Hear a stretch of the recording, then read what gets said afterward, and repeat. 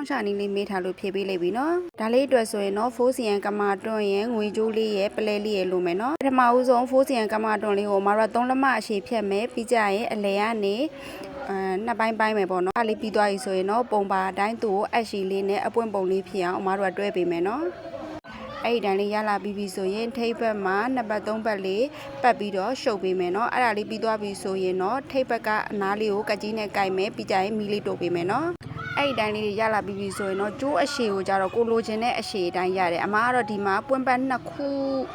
နှစ်စင်တွဲပဲလောက်ထားတာဖြစ်တဲ့အတွက်ကျိုးအရှိလေးကို9လက်မှပဲဖြတ်ထားတယ်နော်အားလေးပြီးသွားပြီဆိုရင်ပထမဦးဆုံးပွင့်ပတ်မှာကော်လေးတို့မယ်ပြီးကြရင်ငွေအောင်ကျိုးလေးထည့်မယ်ပြီးကြတော့ပွင့်ပတ်လေးတစ်ခုထပ်ပြီးတော့ထည့်မယ်နော်အဲ့ဒါလေးပြီးသွားပြီဆိုရင်သူ့ရဲ့အကွာအဝေးကိုကြတော့အကွာအဝေးလေးကိုကြတော့ကိုလိုချင်တဲ့အရှိအတိုင်းကိုသွားပေးလို့ရတယ်နော်ပြီးကြရင်တော့ပလဲလေးတွေတက်မယ်အခုအမပုံမှာပြထားတယ်လို့မျိုးပေါ့ကိုအကျိုးကိုအရှိလိုချင်တလောက်ကိုကပွင့်ပတ်လေးတွေအများကြီးနဲ့ဆက်သွားပေးလို့ရတယ်နော်ဒါဆိုရင်တော့အခုလိုဒီဇိုင်းလေးရပါပြီဒီနေရာမှာဆိုရင်အမ2စင်တွဲလောက်ထားတယ်2စင်တွဲမဟုတ်ဘူးပေါ့နော်ကိုက5စင်6စင်ထိသွားကျင်နေဆိုရင်တော့မှရသေးတယ်နော်အားလုံးအဆင်ပြေကြပါစေ